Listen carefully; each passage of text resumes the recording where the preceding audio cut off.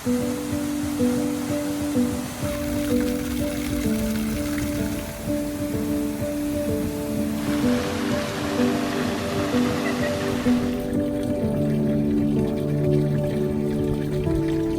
it's Alyssa from RomeWise, your go-to guide to Rome. On today's video, I want to talk to you about Rome's fountains. Why are there so many of them? Who made them? And can you drink from them? We're going to go over that and lots more. So, let's go.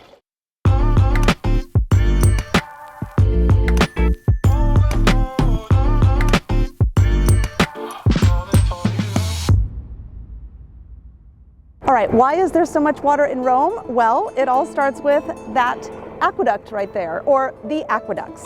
The Romans were amazing engineers, and one of the things that they did really well was to perfect the arch. Thanks to the arch, we have enduring structures from ancient Rome, like the Pantheon and these aqueducts. How do you bring water into Rome via an aqueduct? Well, it involves the arches and pitch, which means a little bit of an incline. So all the way from the mountains outside of Rome, the Romans brought water into the city over 11 aqueducts. There were 11 aqueducts in ancient Rome, many of which you can still see today.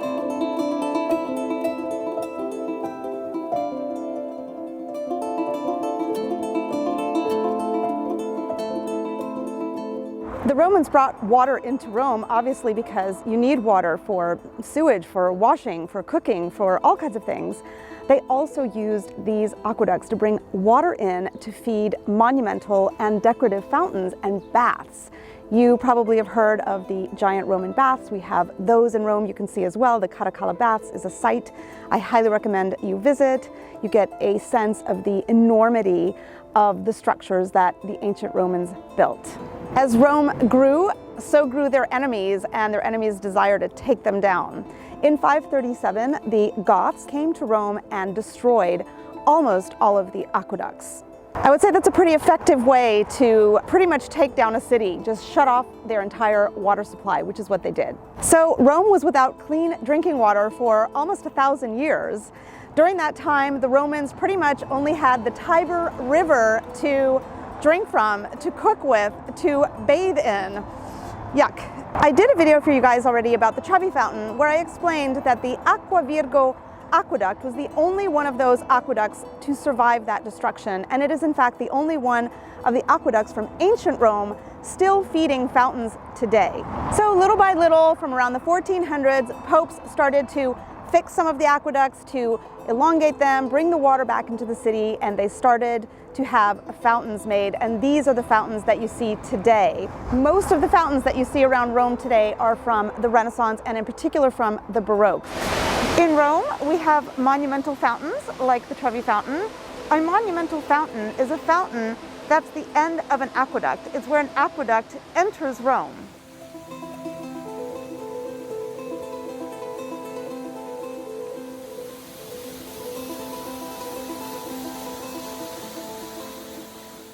Rome has plenty of these decorative fountains. These are not monumental fountains because they're not the ends of aqueducts. They are decorative. They were put here as decoration.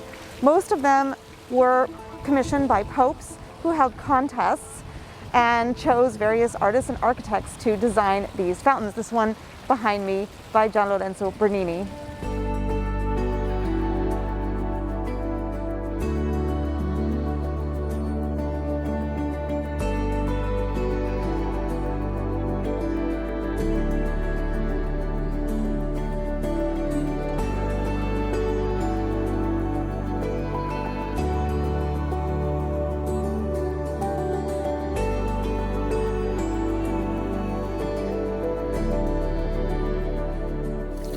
So the water is coming out of this little spout.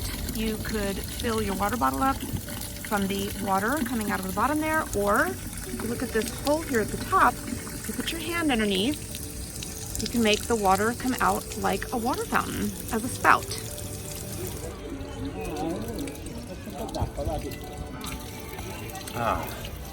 Now this is the way we used to drink at the fontanelle, at the water fountain when we were kids.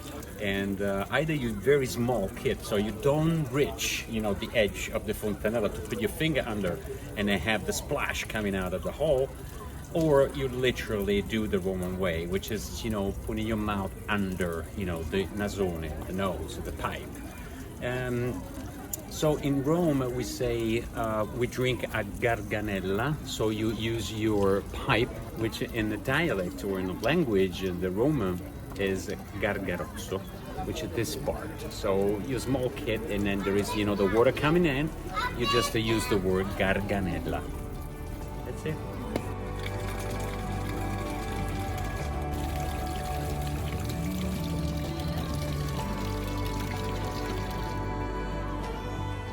The last fountains to be built in Rome are these fountains, built in the 1920s by a young architect named Pietro Lombardi.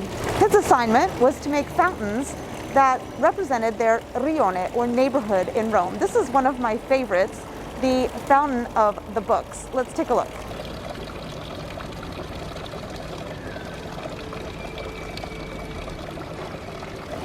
Yes, this water is drinkable. So all of these fountains by Pietro Lombardi, these neighborhood Rione fountains, you can drink the water.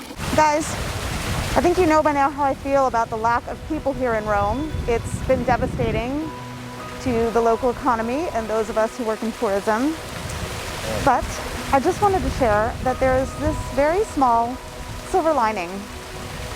As I walk around Rome, I've just noticed that you can really hear the fountains. You can hear a lot of silence when you're in the piazzas, inside the Pantheon, inside of a church. So let's take a moment and listen to Rome's fountains.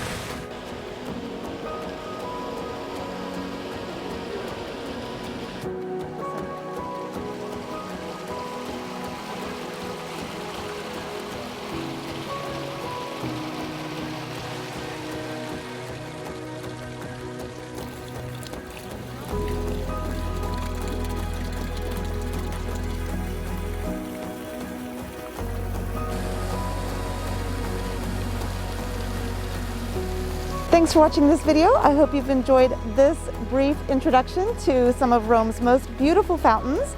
I've got some ebooks about the history of the Trevi Fountain where you can read a little bit more about the aqueducts. And hit that like button, subscribe, and we'll see you guys at the next video. Ciao for now.